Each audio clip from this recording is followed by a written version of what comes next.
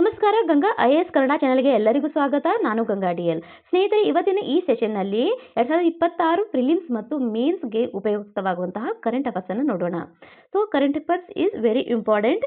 So ಹಾಗಾಗಿ ಮೊದಲನೇದಾಗಿ ಸ್ನೇಹಿತರೆ, ವಾಯುಶಕ್ತಿ. ಸೊ ವಾಯುಶಕ್ತಿ 2026. ಸೊ ಇದು ಭಾರತೀಯ ವಾಯುಪಡೆಯು ಪಾಕಿಸ್ತಾನ ಗಡಿಯ ಬಳಿ ವಾಯುಶಕ್ತಿ 2026 ಎಂಬ ಪ್ರಮುಖ ವಾಯು ಯುದ್ಧ ವ್ಯಾಯಾಮವನ್ನು ನಡೆಸಲಿದೆ.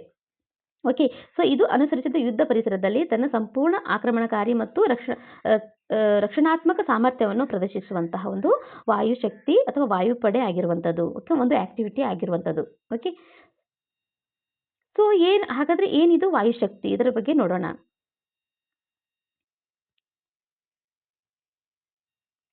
ಸೊ ವಾಯುಶಕ್ತಿ ಇದು ಭಾರತೀಯ ವಾಯುಪಡೆ ಅಂದ್ರೆ IAF ಪ್ರಮುಖ ಯುದ್ಧ ವ್ಯಾಯಾಮವಾಗಿರುವಂಥದ್ದು. ಸೊ ಇದು ರಾಜಸ್ಥಾನದ ಜೈಸಲ್ಮೇರ್. ಓಕೆ, ರಾಜಸ್ಥಾನದಲ್ಲಿ ಜೈಸಲ್ಮೇರ್ ಅತಿ ಹೀಟ್ ಆದಂಥ ಅಥವಾ ಬಿಸಿಲಿನ ತಾಪ ಇರುವಂತಹ ಒಂದು ಡಿಸ್ಟಿಕ್ ಯಾವುದು? ಜೈಸಲ್ಮೇರ್. ಓಕೆ, ಸೊ ಅದು ಜೈಸಲ್ಮೇರ್ ಜಿಲ್ಲೆಯ ಪೋಖ್ರಾನ್ ಫೀಲ್ಡ್ ಫೈರಿಂಗ್ ರೇಂಜ್ನಲ್ಲಿ ನಡೆಯಲಿದ್ದು, ಇದು ಈ ವರ್ಷದ IAFನ ಅತಿ ದೊಡ್ಡ ವಾಯು ಯುದ್ಧ ಕವಾಯತು ಆಗುವ ಒಂದು ನಿರೀಕ್ಷೆ ಇದೆ. ಓಕೆ, ಇನ್ನು IAFನ ಪಶ್ಚಿಮ ಮತ್ತು ನೈಋತ್ಯ ವಾಯು ಕಮಾಂಡ್ಗಳ ವಾಯುನೆಲೆಗಳು ಮತ್ತು ಸ್ವತ್ತುಗಳು ಈ ವ್ಯಾಯಾಮದಲ್ಲಿ ಭಾಗವಹಿಸಲಿವೆ. ಸೊ ಇಷ್ಟು ನೆನಪಿಟ್ಕೊಳ್ಳಿ, ಆಯ್ತಾ. ಇನ್ನು ಈ ಘಟಕಗಳು ಸಂಪೂರ್ಣವಾಗಿ ಸಕ್ರಿಯಗೊಂಡಿವೆ. ಅಂದ್ರೆ 100ಕ್ಕೂ ಹೆಚ್ಚು ವಿಮಾನ ಚಾಲಕರು ಭಾಗವಹಿಸುವಂತ ಒಂದು ನಿರೀಕ್ಷೆ ಇರುವಂತದ್ದು ಈ ಒಂದು ವಾಯು ವ್ಯಾಯಾಮದಲ್ಲಿ. ಓಕೆ, ಈ ಒಂದು ವಾಯು ಯುದ್ಧ ವ್ಯಾಯಾಮದಲ್ಲಿ ಭಾಗವಹಿಸುವ ಒಂದು ನಿರೀಕ್ಷೆ ಇರುವಂಥದ್ದು. ಇನ್ನು ಆಪರೇಷನ್ ಸಿಂಧೂರ್ನ ಭಾಗವಾಗಿದ್ದ ಬಹುತೇಕ ಎಲ್ಲಾ ಮುಂಚೂಣಿಯ ಯುದ್ಧ ವಿಮಾನಗಳು ಸೊ ಇದರಲ್ಲಿ ಭಾಗವಹಿಸುವ ಒಂದು ನಿರೀಕ್ಷೆ ಇರುವಂಥದ್ದು. ಇನ್ನು ವಾಯು ರಕ್ಷಣಾ ವ್ಯವಸ್ಥೆಯನ್ನು ಈ ವ್ಯಾಯಾಮ ಸಮಯದಲ್ಲಿ ನಿಯೋಜಿಸಲಾಗುವುದು. ಮುಖ್ಯವಾಗಿ ಇದರಲ್ಲಿ ಯಾವೆಲ್ಲ ವಿಮಾನಗಳು ಸೇರಿವೆ ಅದನ್ನು ನೋಡೋಣ. ಇದರಲ್ಲಿ ಮುಖ್ಯವಾಗಿ ಸೇರಿರುವಂತಹ ವಿಮಾನಗಳು Rafale, Su-30, MKI, Tejas, MiG-29. Okay, MiG-29 ಸೇರಿವೆ ಇದರಲ್ಲಿ. MiG-21 ಇದರಲ್ಲಿ ಭಾಗವಹಿಸ್ತಾ ಇಲ್ಲ. ಓಕೆ, ಸೊ ಯಾಕಂದ್ರೆ ಇದು ನಿವೃತ್ತಿ ಆಗಿರುವಂತಹ ಒಂದು ವಿಮಾನ ಆಗಿರುವಂಥದ್ದು. ಇನ್ನು MiG-29 ಇದರಲ್ಲಿ ಭಾಗವಹಿಸ್ತಾ ಇರುವಂಥದ್ದು. ಇನ್ನು ಜಾಗ್ವಾರ್ ಮಿರಾಜ್ 2000 ಅಂತ ಸೊ ಮತ್ತು ಹಾಕ್ ವಿಮಾನಗಳು ಇದರಲ್ಲಿ ಸೇರಿವೆ. ಇಷ್ಟು ನೆನ್ಪಿಟ್ಕೊಳ್ಳಿ, ಯಾವ ವಿಮಾನಗಳು ಇದರ ಭಾಗವಹಿಸ್ತಾ ಇಲ್ಲ? MiG-21 ವಿಮಾನ ಏನಿದೆ ಇದು ಇದರಲ್ಲಿ ಭಾಗವಹಿಸ್ತಾ ಇಲ್ಲ, ಯಾಕಂದ್ರೆ ಇದು ನಿವೃತ್ತಿಗೊಂಡಿರುವಂಥದ್ದು. ಇನ್ನು MiG-29 ಭಾಗವಹಿಸ್ತಾ ಇದೆ. ಸೊ ಇದು ನೆನ್ಪಿಟ್ಕೊಳ್ಳಿ ಇಷ್ಟು. ಸೊ ಕಂಪ್ಲೀಟ್ ಆಗ್ಬಿಟ್ಟು ಎರಡರಲ್ಲೂ. ಇನ್ನು ಸ್ಥಳೀಯ ಸೀಮಿತ ಪ್ರಚಂಡ ದಾಳಿ ಹೆಲಿಕಾಪ್ಟರ್ನ ಸಹ ಭಾಗವಹಿಸ್ತಾ ಇರುವಂಥದ್ದು. ಇನ್ನು ಲೈವ್ ಡ್ರಿಲ್ ಸಮಯದಲ್ಲಿ ರಾಕೆಟ್ಗಳನ್ನು ಕೂಡ ಹಾರಿಸಲಿದೆ. ಸೊ ಇಷ್ಟೆಲ್ಲ ಈ ಯುದ್ಧ ವ್ಯಾಯಾಮದಲ್ಲಿ ನಡೆಯಲಿರುವಂತಹ ಒಂದು ಆಕ್ಟಿವಿಟೀಸ್ಗಳು. ಇನ್ನು ಈ ವ್ಯಾಯಾಮವು ಸಿಮ್ಯುಲೇಟೆಡ್ ಯುದ್ಧ ಕಾಲದ ಸನ್ನಿವೇಶಗಳಲ್ಲಿ ನಡೆಯಲಾಗುವುದು ಮತ್ತು IAFನ ಇಂಟಿಗ್ರೇಟೆಡ್ ಏರ್ ಕಮಾಂಡ್ ಮತ್ತು ಕಂಟ್ರೋಲ್ ಸಿಸ್ಟಮ್ ಓಕೆ ಈ ಮೂಲಕ ಮೇಲ್ವಿಚಾರಣೆ ಮಾಡಲಾಗುತ್ತದೆ ಮತ್ತು ಇದು ನೈಜ ಸಮಯದ ಟ್ರ್ಯಾಕಿಂಗ್ ಮತ್ತು ವಾಯು ಕಾರ್ಯಾಚರಣೆಗಳ ಸಮನ್ವಯವನ್ನು ಸಕ್ರಿಯಗೊಳಿಸುವಂಥದ್ದು. ಇನ್ನು ಆಕ್ರಮಣಕಾರಿ ಮತ್ತು ರಕ್ಷಣಾತ್ಮಕ ಕಾರ್ಯಾಚರಣೆಗಳಿಗೆ ಸಮಗ್ರ ವಾಯು ಚಿತ್ರವನ್ನು ರಚಿಸುವಂತಹ ದೀರ್ಘ ಶ್ರೇಣಿಯ, ಮಧ್ಯಮ ಶ್ರೇಣಿ ಮತ್ತು ಅಲ್ಪ ಶ್ರೇಣಿಯ ರಡಾರ್ಗಳಿಂದ ಇನ್ಪುಟ್ಗಳನ್ನು ಸಂಯೋಜಿಸಲಾಗುವುದು. ಓಕೆ, ಯಾವ್ಯಾವುದು? ದೀರ್ಘ ಶ್ರೇಣಿಯ ಮತ್ತು ಮಧ್ಯಮ ಶ್ರೇಣಿಯ ಮತ್ತು ಅಲ್ಪ ಶ್ರೇಣಿಯ ರಡಾರ್ಗಳಿಂದ ಒಂದು ಇನ್ಪುಟ್ಗಳನ್ನು ಸಂಯೋಜಿಸಲಾಗುತ್ತದೆ. ಸೊ ಇದು ನೆನ್ಪಿಟ್ಕೊಳ್ಳಿ ಎರಡು. ಓಕೆ, 3 ರಡಾರ್ಗಳು ದೀರ್ಘ ಶ್ರೇಣಿ, ಅಲ್ಪ ಶ್ರೇಣಿ ಮತ್ತು ಮಧ್ಯಮ ಶ್ರೇಣಿ ರಡಾರ್ಗಳನ್ನು ಕೂಡ ಸಂಯೋಜಿಸಲಾಗುವಂಥದ್ದು. ಸ್ನೇಹಿತರೆ, ಎರಡನೇದಾಗಿ ಸೆಪೆಕ್ಸ್ ಮಿಷನ್. ಓಕೆ, ಸೆಪೆಕ್ಸ್ ಮಿಷನ್ ಬಗ್ಗೆ ನೋಡೋಣ. ಸೊ ಸೆಪೆಕ್ಸ್ ಮಿಷನ್ ಇದೊಂದು ನಾಸಾದ ಮಿಷನ್ ಆಗಿರುವಂಥದ್ದು. ಅಂದ್ರೆ ಧೂಮಕೇತು 31 ಅಥವಾ ಎಟ್ಲಾಸ್ ಇದರ ಅತಿ ಕೆಂಪು ನೋಟವನ್ನು ಬೀರುವಂಥದ್ದು. ಸೊ ಇದರ ಬಗ್ಗೆ ಇದು ನೋಡೋಣ. ಸೊ ಸೆಪೆಕ್ಸ್ ಮಿಷನ್ ಅಂದ್ರೆ ಏನು? ಸೊ ಸೆಪೆಕ್ಸ್ ಮಿಷನ್ ಅಂದ್ರೆ ಇದು ಒಂದು ಸೆಪೆಕ್ಸ್ ಎಂಬುದು ಅಮೆರಿಕಾದ ಬಾಹ್ಯಾಕಾಶ ಸಂಸ್ಥೆ ನಾಸಾ ಕೈಗೊಂಡಿರುವಂತಹ ಒಂದು ಮಹತ್ವಪೂರ್ಣವಾದಂತಹ ಮಿಷನ್ ಆಗಿರುವಂಥದ್ದು. ಸೊ ಇದರ ಪೂರ್ಣ ಹೆಸರು ಎಂದರೆ spectro photometer for the history of universe and epoch of the reionization and ice explorer. So ಇದು ಇದರ ಪೂರ್ಣ ಹೆಸರಾಗಿರುವಂಥದ್ದು. ಸ್ನೇಹಿತರೆ, ಬ್ರಹ್ಮಾಂಡದ ಇತಿಹಾಸ ಮತ್ತು ಅಯಾನೀಕರಣ ಯುಗ ಮತ್ತು ಮಂಜುಗಡ್ಡೆಗಳ ಪರಿಶೋಧನೆ. ಸೊ ಇದು ಸೆಪೆಕ್ಸ್ಗಾಗಿ ಸ್ಪೆಕ್ಟ್ರೋ ಫೋಟೋಮೀಟರ್ ದೂರದರ್ಶಕವು ಒಂದು ಮೆಗಾಫೋನ್ ಆಕಾರದ ದೂರದರ್ಶಕವಾಗಿರುವಂಥದ್ದು. ಸೊ ಇದು ಸರಳ ಹೇಳೋದಾದ್ರೆ ಇದು ಇಡೀ ಆಕಾಶದ 3D ನಕ್ಷೆಯನ್ನು ತಯಾರಿಸುವ ಒಂದು ಬಾಹ್ಯಾಕಾಶ ದೂರದರ್ಶಕವಾಗಿರುವಂಥದ್ದು, ಅಂದರೆ ಟೆಲಿಸ್ಕೋಪ್ ಆಗಿರುವಂಥದ್ದು ಸೆಪೆಕ್ಸ್. Okay, ಸೆಪೆಕ್ಸ್ ಎನ್ನುವುದೊಂದು telescope. ಇದು ಬಾಹ್ಯಾಕಾಶದ ಒಂದು 3D ನಕ್ಷೆಯನ್ನು ತಯಾರಿಸುವಂಥ ಒಂದು ದೂರದರ್ಶಕವಾಗಿರುವಂಥದ್ದು, ಅಂದರೆ ಟೆಲಿಸ್ಕೋಪ್ ಆಗಿರುವಂಥದ್ದು. ಓಕೆ, ಸೊ ಇದಿಷ್ಟು ನೆನ್ಪಿಟ್ಟುಕೊಳ್ಳಿ. ಮತ್ತು ಇದರ ಉದ್ದೇಶವನ್ನು ನೋಡೋಣ. ಸೊ ಇದರ ಉದ್ದೇಶ ಏನಂದರೆ ಬ್ರಹ್ಮಾಂಡದ ಹುಟ್ಟು.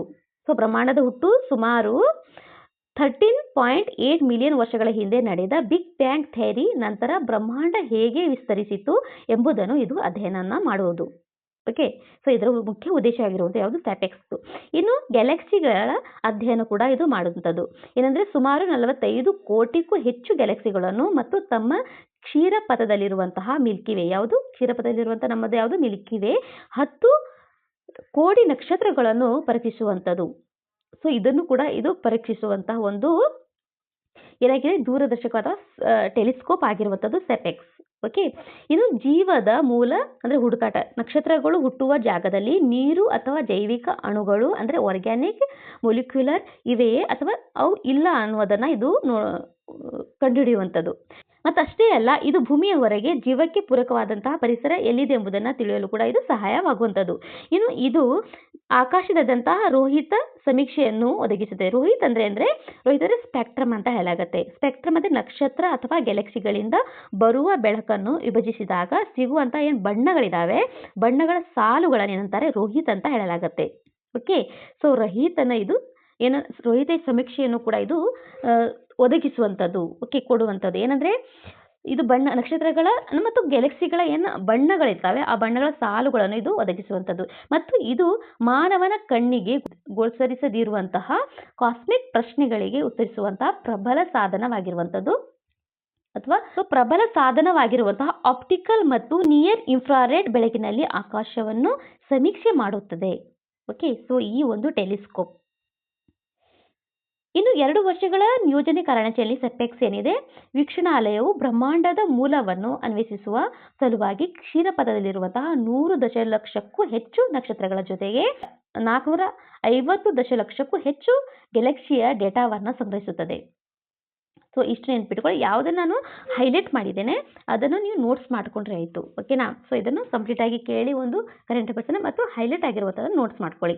ಇನ್ನು ಈ ಸಾಮರ್ಥ್ಯದೊಂದಿಗೆ ಸೆಪೆಕ್ಸ್ ಇತರ ಯಾವುದೇ ರೀತಿಯ ನಕ್ಷೆಗಳಿಂದ ಭಿನ್ನವಾಗಿ ಬ್ರಹ್ಮಾಂಡದ 3 ಆಯಾಮದ ನಕ್ಷೆಯನ್ನು ರಚಿಸುವಂಥದ್ದು. ಇನ್ನು ಪ್ರಾರಂಭಿಕ ಬ್ರಹ್ಮಾಂಡ ಗ್ಯಾಲಕ್ಸಿಯ ಇತಿಹಾಸ ಮತ್ತು ಬಾಹ್ಯಾಕಾಶದ ಗ್ರಹ ರೂಪಿಸುವಂತಹ ಪ್ರದೇಶಗಳಲ್ಲಿ ಜೀವ ಉಳಿಸುವ ಅಣುಗಳ ಹರಡುವಿಕೆಯ ಬಗ್ಗೆ ದೊಡ್ಡ ಪ್ರಶ್ನೆಗಳಿಗೆ ಉತ್ತರಿಸುವಂತಹ ವಿಜ್ಞಾನಿಗಳು. ಓಕೆ, ಸೊ ಈ ಇಷ್ಟು ಮಾಹಿತಿ ಏನಿದೆ ಸೆಪೆಕ್ಸ್ ಬಗ್ಗೆ ನೋಡಿದ್ದೀವಿ. ಸೆಪೆಕ್ಸ್ ಏನಿದು ದೂರದರ್ಶಕವಾಗಿರುವಂಥದ್ದು ಅಂದರೆ ಟೆಲಿಸ್ಕೋಪ್ ಆಗಿರುವಂಥದ್ದು. ಸೊ ಬ್ರಹ್ಮಾಂಡದಲ್ಲಿರುವಂತಹ ಏನು ಗ್ಯಾಲಕ್ಸಿಗಳ ಬಗ್ಗೆ, ನಕ್ಷತ್ರಗಳ ಬಗ್ಗೆ ಮತ್ತು ಬ್ರಹ್ಮಾಂಡದ ಒಂದು ಹುಟ್ಟು, ಸೊ ಅದರ ಬಗ್ಗೆ ಇದು ಏನು ಅಧ್ಯಯನ ಮಾಡುವಂತಹ ಒಂದು ಮಹತ್ವಪೂರ್ಣವಾದಂತಹ ಮಿಷನ್ ಆಗಿರುವಂಥದ್ದು ನಾಸಾದು. ಸೊ ಇಷ್ಟು ನೆನ್ಪಿಟ್ಕೊಳ್ಳಿ ಒಂದು ಸೆಪೆಕ್ಸ್ನ ಬಗ್ಗೆ.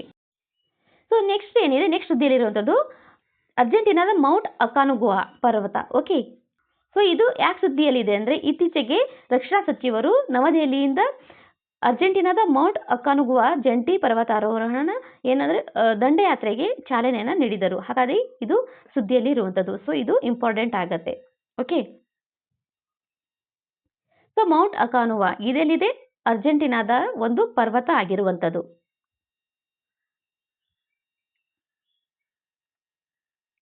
ಸೊ ಇದರ ಬಗ್ಗೆ ನೋಡೋಣ. ಮೌಂಟ್ ಅಕಾನುವಾ ಬಗ್ಗೆ ನೋಡೋಣ. ಇದು ಸ್ಥಳ ಏನಿದೆ? ಅರ್ಜೆಂಟೀನಾ. ಓಕೆ, ಚಿಲಿ ಗಡಿಯ ಒಂದು ಬಳಿಯಲ್ಲಿರುವಂತಹ ಅರ್ಜೆಂಟೀನಾದಲ್ಲಿರುವಂಥದ್ದು ಮೌಂಟ್ ಅಕಾನುವಾ ಪರ್ವತ.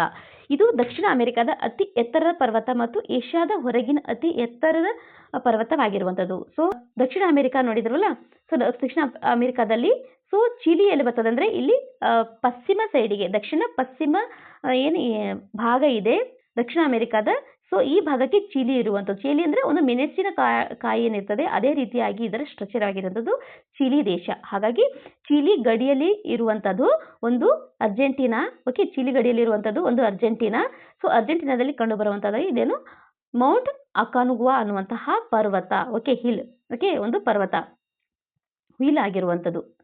ಮತ್ತು ಇದು ಅರ್ಜೆಂಟೀನಾ ಮತ್ತು ಮಧ್ಯ ಚಿಲಿಯ ನಡುವಿನ ಗಡಿಯನ್ನು ರೂಪಿಸುವಂತಹ ಆಂಡೀಸ್ ಪರ್ವತ. ಓಕೆ, ಆಂಡೀಸ್ ಪರ್ವತ ಶ್ರೇಣಿಯಾದ ಪ್ರಿನ್ಸಿಪಲ್ ಕಾರ್ಡಿಲಿಯಾಗಳಲ್ಲಿರುವ ಪರ್ವತಗಳಲ್ಲಿ ಒಂದಾಗಿರುವಂಥದ್ದು. ಯಾವುದು?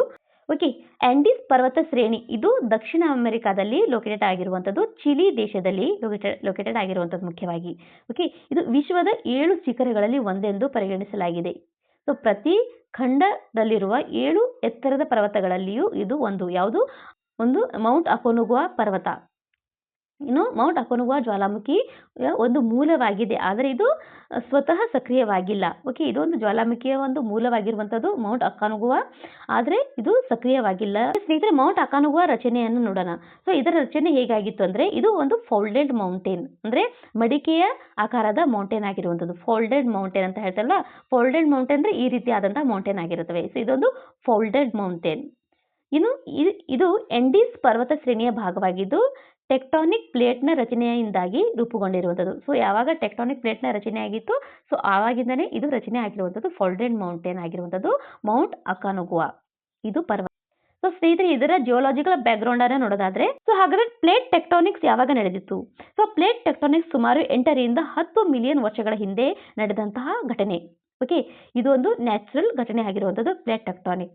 ಮತ್ತು ಸಾಗರ ತಳದ ನಾಜ್ಕಾ ಪ್ಲೇಟ್ ಏನಿದೆ, ಈ ಪ್ಲೇಟ್ ದಕ್ಷಿಣ ಅಮೆರಿಕದ ಪ್ಲೇಟ್ನ ಅಡಿಯಲ್ಲಿ ನುಗ್ಗಿದಾಗ, ಅಂದರೆ ಸಬ್ಡಕ್ಷನ್ ಏನಾಗಿತ್ತು, ಸೊ ಇದರಿಂದ ಉಂಟಾದ ಒತ್ತಡದಿಂದಾಗಿ ಈ ಪರ್ವತ ಮೇಲಕ್ಕೆ ಏರಿತು. ಓಕೆ. ಈ ಪರ್ವತದ ಒಂದು ಹುಟ್ಟನ್ನ ಇಲ್ಲಿ ಹೇಳಲಾಗಿದೆ.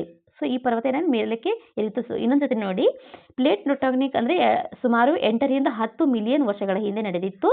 ಸೊ ಸಾಗರದ ಆಳವಾದಂಥ ಒಂದು ಯಾವುದು? ನಾಜ್ಕಾ ಪ್ಲೇಟ್. ಓಕೆ. ನಾಜ್ಕಾ ಪ್ಲೇಟ್ ಎಲ್ಲಿದೆ? ದಕ್ಷಿಣ ಅಮೆರಿಕದ. ಓಕೆ. ಅಮೆರಿಕದಲ್ಲಿ ನುಗ್ಗಿದಾಗ, ಅಂದರೆ ಸಬ್ಡಕ್ಷನ್ ಏನು ಉಂಟಾದಾಗ ಏನಾಗಿತ್ತು ಅಂದರೆ, ಈ ಒತ್ತಡದಿಂದಾಗಿ ಈ ಒಂದು ಪರ್ವತ ಮೇಲಕ್ಕೇರಿತ್ತು. ಓಕೆ. ಸೊ ಇದರಿಂದ ಈ ಪರ್ವತದ ಒಂದು ಉದ್ಭವ ಆಗತ್ತೆ.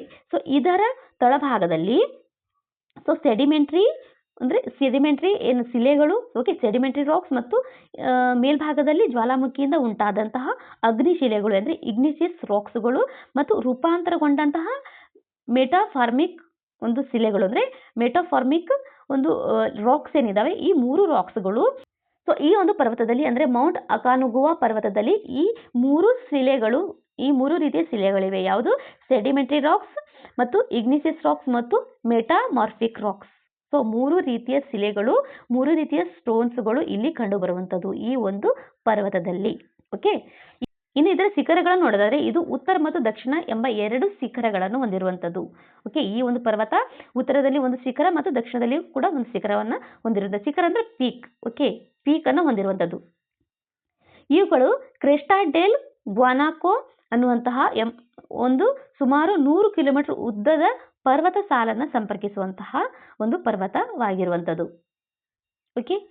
ಸೊ ಇಲ್ಲಿ ಗ್ಲೇಸಿಯರ್ಸ್ಗಳನ್ನು ನೋಡೋಣ ಈ ಒಂದು ಪರ್ವತದಲ್ಲಿ. ಯಾಕಂದರೆ ಏನು ಆಂಡೀಸ್ ಪರ್ವತ ಶ್ರೇಣಿ ಏನಿದೆ, ಈ ಪರ್ವತ ಶ್ರೇಣಿ ಕೂಡ ಒಂದು ಹಿಮದಿಂದ ಆವೃತವಾದಂತಹ ಪರ್ವತ ಶ್ರೇಣಿ ಆಗಿರುವಂಥದ್ದು. ಓಕೆ. ನಮ್ಮ ಹಿಮಾಲಯ ಪರ್ವತ ಶ್ರೇಣಿ ಏನಿದೆ, ಅದೇ ರೀತಿಯಾಗಿ ಆಂಡೀಸ್ ಪರ್ವತ ಶ್ರೇಣಿ ಕೂಡ ಒಂದು ಹಿಮದಿಂದ ಕೂಡಿರುವಂತಹ ಒಂದು ಪರ್ವತ ಶ್ರೇಣಿ ಆಗಿರುವಂಥದ್ದು. ಹಾಗಾದರೆ ಇಲ್ಲಿ ಗ್ಲೇಸಿಯರ್ಗಳನ್ನು ನೋಡೋದಾದ್ರೆ, ಈ ಪರ್ವತದಲ್ಲಿ ಅನೇಕ ಹಿಮ ನದಿಗಳಿದ್ದು, ಸ್ನೇಹಿತರೆ, ವೆಂಟಿಸ್ಕ್ಯುಲರ್ ಹರ್ಕೋನ್ಸ್ ಇನ್ಸ್ಪೀರಿಯರ್ ಎಂಬುದು ಇದು ಅತಿ ದೊಡ್ಡ ಆದಂತಹ ಒಂದು ಹಿಮನದಿ ಆಗಿದ್ದು ಈ ಒಂದು ಪರ್ವತ ಶ್ರೇಣಿಯಲ್ಲಿ. ಓಕೆ. ಅಂದರೆ ಅತಿ ದೊಡ್ಡ ಗ್ಲೇಸಿಯರ್ ಆಗಿರುವಂಥದ್ದು. ಸೊ ಇದು ನೆನಪನ್ನ ಇಟ್ಕೊಳ್ಳಿ. ವೆಂಟಿಸ್ಕ್ಯುಲರ್ ಹರ್ಕೋನ್ಸ್ ಇನ್ಸ್ಪೀರಿಯರ್ ಅನ್ನುವಂಥದ್ದು ಅತಿ ದೊಡ್ಡ ಗ್ಲೇಷಿಯರ್ ಅಥವಾ ಹಿಮನದಿ ಆಗಿರುವಂಥದ್ದು. ಸೊ ಮತ್ತೊಂದ್ಸತಿ ಕಂಪ್ಲೀಟ್ ಆಗಿ ಓದ್ಕೊಳ್ಳಿ ಮತ್ತು ಹೈಲೈಟ್ ಆದಂತಹ ಪಾಯಿಂಟ್ಸ್ಗಳನ್ನು ನೀವು ನೋಟ್ಸ್ಗಳನ್ನು ಮಾಡ್ಕೊಳ್ಳಿ, ಆಯ್ತಾ. ಇನ್ನು ನೆಕ್ಸ್ಟ್ ಏನಂದ್ರೆ ಉರ್ಮಿಯಾ ಸರೋವರ. ಸೊ ಉರ್ಮಿಯಾ ಸರೋವರ ಸುದ್ದಿಯಲ್ಲಿ ಇರುವಂಥದ್ದು. ಇತ್ತೀಚೆಗೆ ತೆಹರಾನ್ನಲ್ಲಿ ಸಾಮೂಹಿಕ ಪ್ರಾರ್ಥನೆಯ ನಂತರ ಸರ್ಕಾರವು ಉರ್ಮಿಯಾ ಸರೋವರದ ಜಲಾನಯ ಪ್ರದೇಶದಲ್ಲಿ ಮೋಡ ಬಿತ್ತನೆಯನ್ನ ಆಯೋಜಿಸಿತ್ತು. ಸೊ ಹಾಗಾಗಿ ಇದು ಉರ್ಮಿಯಾ ಸರೋವರ ಏನಿದೆ ಸುದ್ದಿಯಲ್ಲಿ ಇರುವಂಥದ್ದು. ಸೊ ಉರ್ಮಿಯಾ ಸರೋವರ ನೋಡಿ, ಇದು ಕಂಪ್ಲೀಟ್ ಆಗಿ ಏನಿರುವಂಥದ್ದು ಅಂದರೆ ಇದು ಲವಣಯುಕ್ತವಾದಂತಹ ಒಂದು ಸರೋವರವಾಗಿರುವಂಥದ್ದು. ಏನು? ಉರ್ಮಿಯಾ ಸರೋವರ. ಸೊ ಇದು ಮುಖ್ಯವಾಗಿ ಇರಾನ್ನಲ್ಲಿ ಕಂಡುಬರುವಂತಹ ಅತಿ ದೊಡ್ಡ ಒಂದು ಸರೋವರವಾಗಿರುವಂಥದ್ದು ಉರ್ಮಿಯಾ ಸರೋವರ. ಸೊ ಇದರ ಬಗ್ಗೆ ನೋಡೋಣ, ಉರ್ಮಿಯಾ ಸರೋವರ ಬಗ್ಗೆ. ಸೊ ಇದರ ಸ್ಥಳ ಯಾವುದು? ಇರಾನ್ ಇದರ ಸ್ಥಳವಾಗಿರುವಂಥದ್ದು. ಇದರ ನೀರೇನಿದೆ ಅದು ಹೊರ ಹರಿವು ಇಲ್ಲ ಇದಕ್ಕೆ, ಅಂದ್ರೆ ಲ್ಯಾಂಡ್ ಲಾಕ್ ಆಗಿರುವಂತಹ ಒಂದು ಸರೋವರ. ಸರೋವರ ಯಾವುದಕ್ಕೆ ಹೇಳ್ತೇವೆ ನಾವು? ಸರೋವರ ಅಂದ್ರೆ ನೀರು ಹೊರ ಹರಿಯುವುದಿಲ್ಲಲ್ಲ, ಸೊ ಆ ಒಂದು ಪ್ರದೇಶದಲ್ಲಿ ನೀರು ನಿಂತ್ಕೊಂಡಿರ್ತದೆ, ಅದನ್ನು ಸರೋವರ ಅಂತ ಹೇಳ್ತೇವೆ. ಸಣ್ಣದಾಗಿದ್ದಕ್ಕೆ ಪಾಂಡ್ ಅಂತ ಹೇಳಲಾಗುತ್ತೆ, ಅದು ದೊಡ್ಡದಾಗಿರೋದಕ್ಕೆ ಸರೋವರ ಅಥವಾ ಲೇಕ್ ಅಂತ ಹೇಳ್ತೇವೆ. ಓಕೆ, ಲೇಕ್ ಅಂತ ಹೇಳಲಾಗತ್ತೆ. ಸೊ ಇದು ಲವಣಯುಕ್ತವಾಗಿರುವಂಥದ್ದು, ಅಂದ್ರೆ ಹೆಚ್ಚು ಲವಣಯುಕ್ತವಾಗಿರುವಂಥದ್ದು. ಸೊ ಇದು ಒಂದು ಯಾವುದು? ಸೊ ಉರ್ಮಿಯಾ ಸರೋವರ, ಉರ್ಮಿಯಾ ಲೇಕ್. ಇನ್ನು ಇದು ಮೃತ ಸಮುದ್ರದ ಉಪ್ಪು ನೀರಿನ 4ನೇ 1 ಭಾಗ. ಓಕೆ, ಮೃತ ಸಮುದ್ರದ ಉಪ್ಪು ನೀರಿನದು 4ನೇ 1 ಭಾಗ, 4ರಲ್ಲಿ 1 ಭಾಗವಾಗಿರುವಂಥದ್ದು ಇದು ಉರ್ಮಿಯಾ ಸರೋವರ. ಅಂದ್ರೆ ಮೃತ ಸಮುದ್ರ ಕೂಡ ಇರಾನಲ್ಲಿ ಇರುವಂಥದ್ದು, ಮೃತ ಸಮುದ್ರದ ಒಂದು ಭಾಗವಾಗಿರುವಂಥದ್ದೇ ಇದು ಉರ್ಮಿಯಾ ಸರೋವರ. ಓಕೆ, ಸೊ ಸ್ನೇಹಿತರೆ, ಉರ್ಮಿಯಾ ಲೇಖದ ಬಗ್ಗೆ ನೋಡೋದಾದ್ರೆ ಇದು ಪಶ್ಚಿಮ ಮತ್ತು ಉತ್ತರದಲ್ಲಿ ಪರ್ವತಗಳಿಂದ ಮತ್ತು ದಕ್ಷಿಣದಲ್ಲಿ ಪ್ರಸ್ಥಭೂಮಿಗಳಿಂದ ಮತ್ತು ಪೂರ್ವದಲ್ಲಿ ಪ್ರಸ್ಥಭೂಮಿಗಳು ಮತ್ತು ಜ್ವಾಲಾಮುಖಿ ಶಂಕುಗಳಿಂದ ಆವೃತವಾಗಿರುವಂತಹ ಒಂದು ಲೇಕ್ ಆಗಿರುವಂಥದ್ದು, ಅಂದರೆ ಸರೋವರವಾಗಿರುವಂಥದ್ದು. ಹಾಗೂ ಇದು ಸಮುದ್ರ ಮಟ್ಟದಿಂದ 4183 ಅಡಿ ಎತ್ತರದಲ್ಲಿರುವಂತಹ ಒಂದು ಸರೋವರವಾಗಿದೆ. ಇದು ದಕ್ಷಿಣದಲ್ಲಿ ಜೆರಿಹೆನ್ ಮತ್ತು ಸಿಮಿನೇಹ ಎಂಬ ಅವಳಿ ನದಿಗಳಾಗಿವೆ. ಓಕೆ, ಸೊ ಈ ನದಿಗಳಿಂದ ಇದಕ್ಕೆ ನೀರನ್ನು ಪೂರೈಸುವಂಥದ್ದು ಈ ಸರೋವರಕ್ಕೆ ಯಾವುದು, ಇದು ಉರ್ಮಿಯಾ ಸರೋವರಕ್ಕೆ. ಓಕೆ, ಉರ್ಮಿಯಾ ಸರೋವರಕ್ಕೆ ಈ 2 ನದಿಗಳಿಂದ ನೀರು ಪೂರೈಕೆ ಆಗುವಂಥದ್ದು. ಯಾವುದು, ಟಾಲ್ಕಿನ್ ನದಿ ಮತ್ತು ಜೆರಿನೇಹ ಮತ್ತು ಸಿಮಿನೇಹ ಎಂಬ 2 ಅವಳಿ ನದಿಗಳಿಂದ ಈ ಒಂದು ಸರೋವರಕ್ಕೆ ನೀರು ಪೂರೈಕೆ ಆಗುವಂಥದ್ದು. ಇನ್ನು ಉರ್ಮಿಯಾ ಸರೋವರವು ಹಲವಾರು ಡಯಾಟಮ್ಗಳು ಮತ್ತು ಪ್ಲೇಟೋಫಾಕ್ಷನ್ ಅಂದರೆ ಪಾಚಿ ಮತ್ತು ಬ್ಯಾಕ್ಟೀರಿಯಾಗಳಿಂದ ಕೂಡಿರುವಂಥದ್ದು. ಇನ್ನು ರಕ್ಷಣಾ ಸ್ಥಿತಿ ಅಂದರೆ ಇದಕ್ಕೆ ಇನ್ನು ಈ ಉರ್ಮಿಯಾ ಸರೋವರವು ರಾಮ್ಸರ್ ತಾಣವೆಂದು ಇದನ್ನು ಗುರುತಿಸಲಾಗಿದೆ ಮತ್ತು ಬಯೋಸ್ಫಿಯರ್ ಪ್ರೋಗ್ರಾಮ್ನ ಇದು ಭಾಗವಾಗಿರುವಂಥದ್ದು. ಓಕೆ, ಸೊ ಇಷ್ಟು ನೆನ್ಪಿಟ್ಕೊಳ್ಳಿ ಇದನ್ನ. ಮತ್ತು ನೆಕ್ಸ್ಟ್ ಸುದ್ದಿಯಲ್ಲಿರುವಂಥದ್ದು ಏನಂದ್ರೆ ಗಲ್ಫ್ ಸಹಕಾರ ಮಂಡಳಿ. ಸೊ ಇದು ಯಾಕೆ ಸುದ್ದಿಯಲ್ಲಿದೆ ಅಂದರೆ ಇತ್ತೀಚೆಗೆ ಭಾರತ ಮತ್ತು ಗಲ್ಫ್ ಸಹಕಾರ ಮಂಡಳಿ GCC ನವದೆಹಲಿಯಲ್ಲಿ ಮುಕ್ತ ವ್ಯಾಪಾರ ಒಪ್ಪಂದ ನಿಯಮಗಳಿಗೆ ಸಹಿ ಹಾಕಿವೆ. ಹಾಗಾಗಿ ಇದು ಸುದ್ದಿಯಲ್ಲಿ ಇರುವಂಥದ್ದು. ಸೊ ನೋಡೋಣ, ಗಲ್ಫ್ ಕೋಪರೇಷನ್ GCC ಅಂದರೆ Gulf Cooperation Council. Okay, so ಇದರ ಬಗ್ಗೆ ನೋಡೋಣ. ಸೊ ಗಲ್ಫ್ ಸಹಕಾರ ಮಂಡಳಿ ಏನಿದೆ ಎಂಬುದು ಮಧ್ಯಪ್ರಾಚ್ಯದ 6 ಅರಬ್ ರಾಷ್ಟ್ರಗಳ ರಾಜಕೀಯ ಮತ್ತು ಆರ್ಥಿಕ ಒಕ್ಕೂಟವಾಗಿರುವಂಥದ್ದು. ಅಂದರೆ GCC ಏನಿದೆ ಇದು ಗಲ್ಫ್ ಕೋಪರೇಷನ್ ಕೌನ್ಸಿಲ್, ಇದು 6 ಅರಬ್ ರಾಷ್ಟ್ರಗಳ ರಾಜಕೀಯ ಮತ್ತು ಆರ್ಥಿಕ ಒಕ್ಕೂಟವಾಗಿರುವಂಥದ್ದು. ಓಕೆ, ಸೊ ಇದರ ಸ್ಥಾಪನೆ ಯಾವಾಗಾಗಿತ್ತು ಅಂದರೆ 1981ರಲ್ಲಿ ಇದರ ಸ್ಥಾಪನೆ ಆಗಿತ್ತು. ಓಕೆ, ಇದು ಪ್ರಾದೇಶಿಕ ರಾಜಕೀಯ ಮತ್ತು ಆರ್ಥಿಕ ಮೈತ್ರಿಕೂಟವಾಗಿರುವಂಥದ್ದು. ಓಕೆ, ರಾಜಕೀಯ ಅನ್ನೋದು ಮತ್ತು ಆರ್ಥಿಕವಾಗಿಯೂ ಇದು ರೂಪುಗೊಂಡಿರುವಂತಹ ಒಂದು ಮೈತ್ರಿಕೂಟವಾಗಿರುವಂಥದ್ದು. ಹಾಗಾಗಿ ಇದನ್ನ GCC ಅಂದರೆ ಗಲ್ಫ್ ಕೋಪರೇಷನ್ ಕೌನ್ಸಿಲ್ ಅಂತ ಹೇಳಲಾಗುತ್ತೆ. ಇನ್ನು ಸ್ನೇಹಿತರೆ, ಈ ಒಂದು ಕೌನ್ಸಿಲ್ನಲ್ಲಿ ಎಷ್ಟು ರಾಷ್ಟ್ರಗಳಿವೆ ಅಂದರೆ ಈ ಒಂದು ಕೌನ್ಸಿಲ್ನಲ್ಲಿ Bahrain, Kuwait, Oman, Qatar, Saudi Arab ಮತ್ತು ಯುನೈಟೆಡ್ ಅರಬ್ ಎಮಿರಾತ್ ಏನಿದೆ. ಓಕೆ, ಸೊ ಇದು ಕೂಡ ಈ ಒಂದು ಕೌನ್ಸಿಲ್ನಲ್ಲಿ ಇರುವಂತಹ ರಾಷ್ಟ್ರಗಳು. ಅಂದರೆ ಒಟ್ಟು 6 ರಾಷ್ಟ್ರಗಳು ಈ ಒಂದು ಕೌನ್ಸಿಲ್ನಲ್ಲಿ ಇರುವಂಥದ್ದು. ಸೊ ಸ್ನೇಹಿತರೆ, ಇವೆಲ್ಲ ರಾಷ್ಟ್ರಗಳೇನಿದ್ದಾವೆ ಇವೆಲ್ಲ ರಾಷ್ಟ್ರಗಳು ಮ್ಯಾಪಲ್ಲಿ ಎಲ್ಲೆಲ್ಲಿ ಲೊಕೇಟೆಡ್ ಆಗಿವೆ ಅನ್ನೋದನ್ನ ನೋಡ್ಕೊಳ್ಳೋಣ.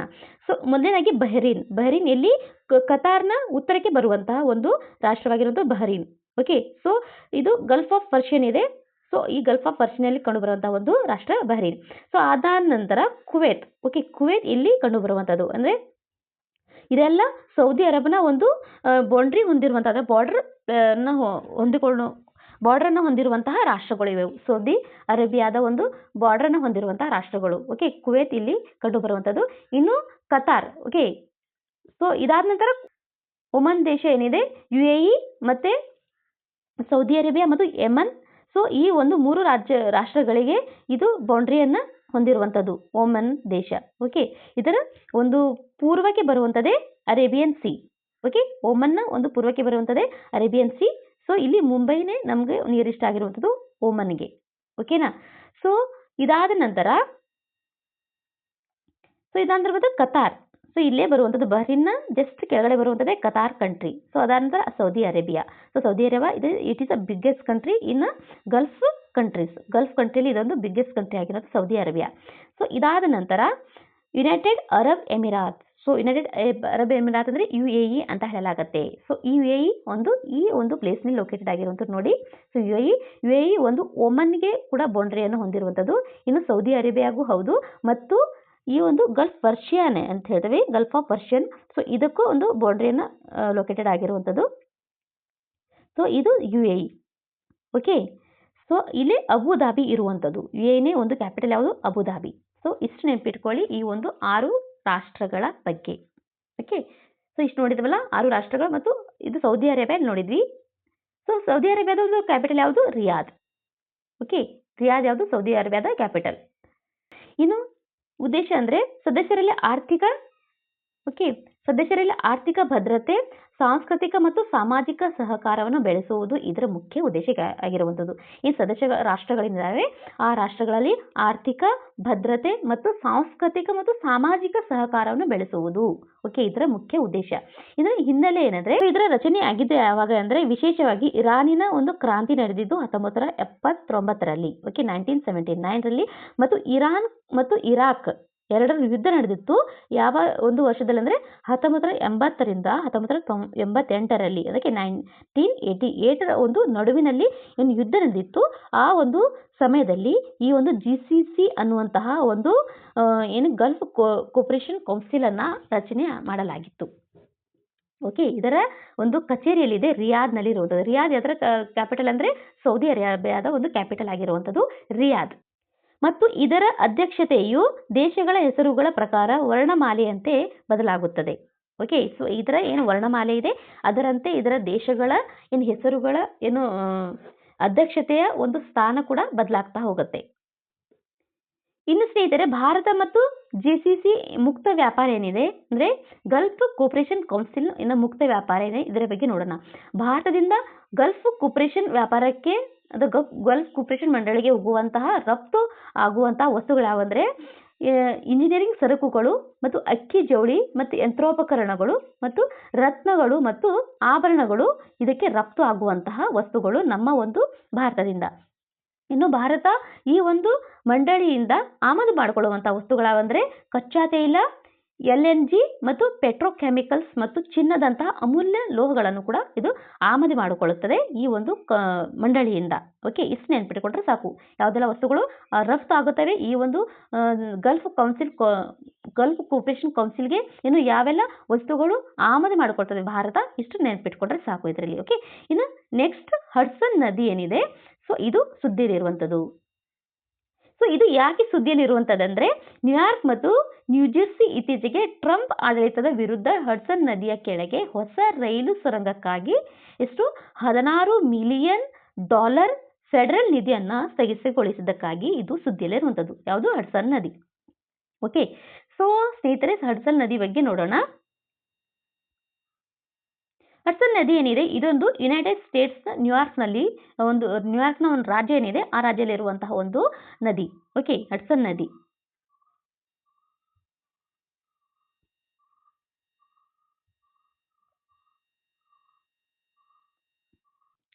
ಸ್ನೇಹಿತರೆ, ಈ ಹಡ್ಸನ್ ನದಿ ಏನಿದೆ ಇದು ಸಂಪೂರ್ಣವಾಗಿ ನ್ಯೂಯಾರ್ಕ್ ನಗರದಲ್ಲಿ ಅಥವಾ ನ್ಯೂಯಾರ್ಕ್ ರಾಜ್ಯದಲ್ಲಿ ಹರಿಯುವಂತಹ ನದಿಯಾಗಿದೆ.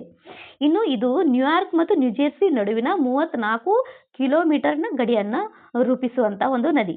ಓಕೆ, ಸೊ ಇದು ಹಡ್ಸನ್ ಅನ್ನುವಂತಹ ಹೆಸರು ಹೇಗೆ ಬಂದು ಅಂದ್ರೆ ಈ ನದಿಗೆ 1609ರಲ್ಲಿ ಈ ನದಿ ಮೇಲೆ ನೌಕಾಯಾನ ಮಾಡಿದಂತಹ ಒಬ್ಬ ಬ್ರಿಟಿಷ್ ಪರಿಶೋಧಕ. ಓಕೆ, ಒಬ್ಬ ಬ್ರಿಟಿಷ್ ಪರಿಶೋಧಕ ಯಾರು? ಹೆನ್ರಿ ಹಡ್ಸನ್ ಅವರ ಹೆಸರನ್ನು ಇದಕ್ಕೆ ಇಡಲಾಗಿದೆ. ಹಾಗಾಗಿ 1609ರಲ್ಲಿ ಈ ಬ್ರಿಟಿಷ್ ಪರಿಶೋಧಕ ಏನ್ ಬಂದಿದ್ದ ಈ ಒಂದು ಪ್ಲೇಸಿಗೆ, ಹಾಗಾಗಿ ಈ ನದಿಗೆ ಹಡ್ಸನ್ ಅನ್ನುವಂಥ ಹೆಸರನ್ನ ಇಡಲಾಗಿದೆ. ಇನ್ನು ಇದು ಈ ನ್ಯೂಯಾರ್ಕ್ ಅತಿ ಎತ್ತರದ ಸ್ಥಳವಾಗಿರೋದ್ರಿಂದ ಮೌಂಟ್ ಮಾರ್ಸಿ, ಓಕೆ, 1629 ಮೀಟರ್ ಎತ್ತರವಾಗಿರುವಂತಹ ಮೌಂಟ್ ಮಾರ್ಸಿ ಬಳಿಯ ಅಡಿರೊಂಡ್ಯಾಕ್ ಪರ್ವತಗಳಲ್ಲಿನ ಹಲವಾರು ಸಣ್ಣ ಪೋಸ್ಟ್ ಗ್ಲೇಸಿಯರ್ ಸರೋವರಗಳಲ್ಲಿ ಹುಟ್ಟುತ್ತದೆ. ಓಕೆ, ಇದರ ಹುಟ್ಟು ಯಾವುದು? ಹಡ್ಸನ್ ನದಿದು. ಇನ್ನು ರಾಜ್ಯದ ಪೂರ್ವ ಭಾಗದ ಮೂಲಕ ಸುಮಾರು 507 ಕಿಲೋಮೀಟರ್ದಲ್ಲಿ ಇದು ಹರಿಯುವಂತಹ ನದಿಯಾಗಿದೆ. ಇನ್ನು ಸ್ನೇಹಿತರೆ, ಈ ಮೋಡಗಳ ಕಣ್ಣೀರು ಸರೋವರವನ್ನ ಅದರ ಮುಖ್ಯ ಉಪನದಿಯಾದ ಒಪಲೆಸೆಂಟ್ ನದಿಯ ಮೂಲವೆಂದು ಪರಿಗಣಿಸಲಾಗಿದೆ. ಇನ್ನು ಹಡ್ಸನ್ ನದಿಯ ನ್ಯೂಯಾರ್ಕ್ ಮತ್ತು ನ್ಯೂಜೆರ್ಸಿ ನಡುವೆ ಇರುವಂತಹ ಅಪ್ಪರ್ ನ್ಯೂಯಾರ್ಕ್ ಕೊಲ್ಲಿಗೆ ಹರಿಯುವಂತಹ ಒಂದು ನದಿಯಾಗಿದೆ. ಇನ್ನು ನ್ಯೂಯಾರ್ಕ್ನಿಂದ ಇದು ಅಟ್ಲಾಂಟಿಕ್ ಸಾಗರಕ್ಕೆ ನೀರನ್ನ ಹರಿಸುತ್ತದೆ. ಓಕೆ, ಸೊ ಇಷ್ಟು ನೆನ್ಪಿಟ್ಕೊಳ್ಳಿ. ಸೊ ಇದರ ಮ್ಯಾಪ್ ಅಲ್ಲಿ ನೋಡ್ತಾರೆ ಹಡ್ಸನ್ ನದಿ ಎಲ್ಲಿ ಬರ್ತದೆ ಅಂದ್ರೆ, ಸೊ ನೋಡಿ, ಸೊ ಅಪ್ಪರ್ ಬೇ. ಓಕೆ, ಇಲ್ಲಿ ಕಂಡು ಬರ್ತದೆ ಅಪ್ಪರ್ ಬೇ. ಓಕೆ, ಸೊ ಈ ಅಪ್ಪರ್ ಬೇದಲ್ಲಿ ನೀರನ್ನು ಹರಿಸುವಂಥದ್ದು ಯಾವುದು? New York Hudson river. ಸೊ ಇಲ್ಲಿ ಬರ್ತದೆ ಹಡ್ಸನ್ ರಿವರ್. ಓಕೆ, ಸೊ ಇದು ನ್ಯೂಯಾರ್ಕ್ ಸಿಟಿ. ಇಲ್ಲಿ ಕಂಡು ಬರುವಂಥದ್ದು, ಇಲ್ಲಿ ಲೊಕೇಟೆಡ್ ಆಗಿರುವಂಥದ್ದು ಯಾವುದು? New York city. So then lower bay ಏನಿದೆ, ಸೊ ಇದರಲ್ಲಿ ನೀರು ಇದಕ್ಕೆ ಹರಿತದೆ. ನಂತರ ಅಟ್ಲಾಂಟಿಕ್ ಓಷನ್ ಒಂದು ಬೇ ಆಗಿರುವಂಥದ್ದು ಲೋವರ್ ಬೇರ್. ಓಕೆ, ಲೋವರ್ ಬೇರ್, ಇದು ಅಪ್ಪರ್ ಬೇರ್. ಎರಡು. ಓಕೆ, ಅಪ್ಪರ್ ಬೇರಲ್ಲಿ ಇದರ ನೀರು ಹರಿಸ್ತದೆ, ಇದು ಹಡ್ಸನ್ ನದಿ. ಆನಂತರ ಲೋವರ್ ಬೇರಲ್ಲಿ. ಸೊ ಹಡ್ಸನ್ ನದಿ ಹರಿಯುವಾಗ ಎಷ್ಟೆಲ್ಲ ಬೇಗಳು ಇದಾವೆ ಅನ್ನೋದನ್ನ ನೋಡ್ಕೊಳ್ಳೋಣ. ಫಸ್ಟ್ ಒಂದು ಅಪ್ಪರ್ ಬೇ, ಸೊ ಎರಡನೇದಾಗಿ ಲೋವರ್ ಬೇ, ಇಲ್ಲಿ ರಿಲೇಟನ್ ಬೇ ಇರುವಂಥದ್ದು ಪಶ್ಚಿಮಕ್ಕೆ, ಇನ್ನು ದಕ್ಷಿಣಕ್ಕೆ ಸಂಡೆ ಹುಕ್ ಬೇ ಇರುವಂಥದ್ದು, ಇನ್ನು ಪೂರ್ವಕ್ಕೆ ಜಮೈಕಾ ಬೇ, ಮತ್ತು ಇವೆಲ್ಲ ಬೇಗಳು ಅಟ್ಲಾಂಟಿಕ್ ಓಷನ್ದ ಸರಲ್ಲಿ ಬಂದು ಹರಿಯುವಂಥ ನದಿಗಳ ಒಂದು ಬೇ ಆಗಿವೆ. ಸೊ ಎಷ್ಟು ಬೇಗಳು ಇಲ್ಲಿ ಕ್ರಿಯೇಟ್ ಆಗಿವೆ ನೋಡಿ. ಒಂದು ನ್ಯೂಯಾರ್ಕ್ ಬೇ ಕೂಡ ಇಲ್ಲಿ ಉಂಟು. ಓಕೆ, ನ್ಯೂಯಾರ್ಕ್ ಬೇ, ಓಕೆ, ನ್ಯೂಯಾರ್ಕ್ನ ಒಂದು ನಗರವಾಗಿರೋದ ನ್ಯೂಯಾರ್ಕ್ ಬೇ. ಓಕೆ, ಸೊ ನ್ಯೂಯಾರ್ಕ್ ಸಿಟಿಯಿಂದ ಒಂದು ಹಡ್ಸನ್ ನದಿ ಹರಿಯುವಂಥದ್ದು, ಹಾಗಾಗಿ ಅಪ್ಪರ್ ಬೇ ಇಲ್ಲಿ ಕ್ರಿಯೇಟ್ ಆಗಿರುವಂಥದ್ದು.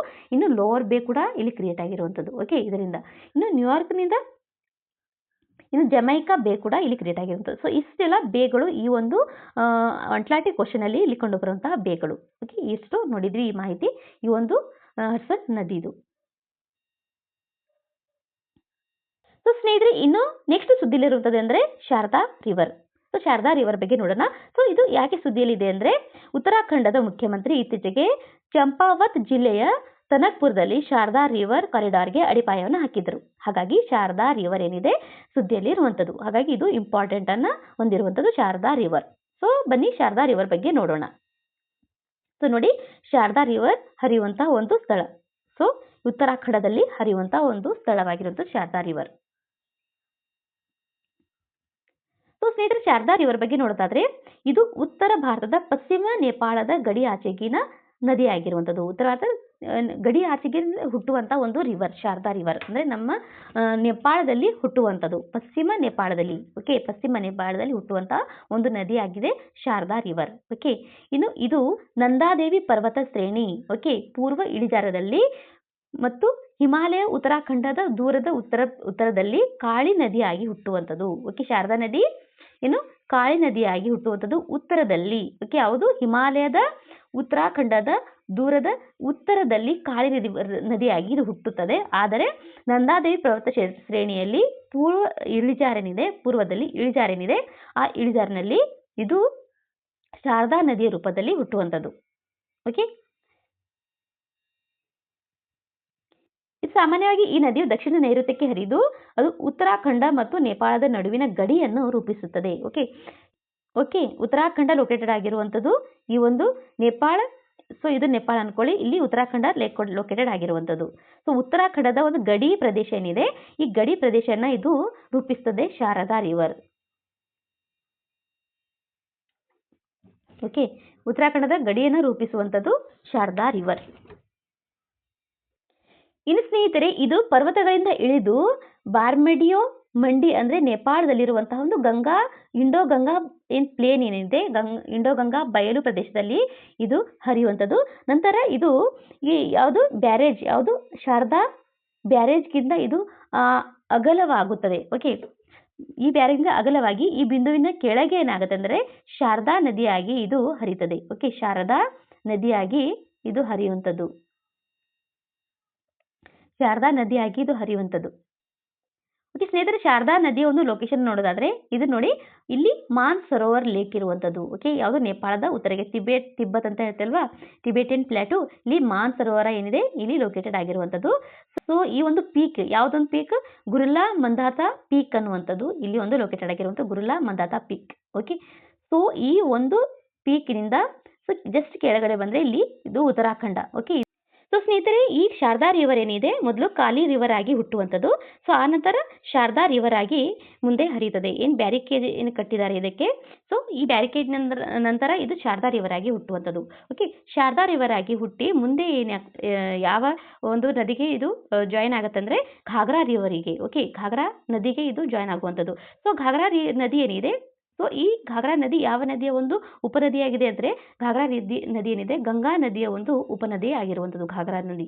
ಓಕೆ, ಹಾಗಾದರೆ ಸೊ ಈ ಶಾರದಾ ನದಿಗೆ ಉಪನದಿಗಳಿವೆ, ಒಂದು ಧೌಲಿಗಂಗಾ ಮತ್ತೊಂದು ಘೋರಿಗಂಗಾ. ಓಕೆ, ಮತ್ತು ಸರ್ಜು ಅನ್ನುವಂಥದ್ದು 3 ನದಿಗಳು ಈ ಒಂದು ನದಿಗೆ ಉಪನದಿಗಳಾಗಿರುವಂಥದ್ದು.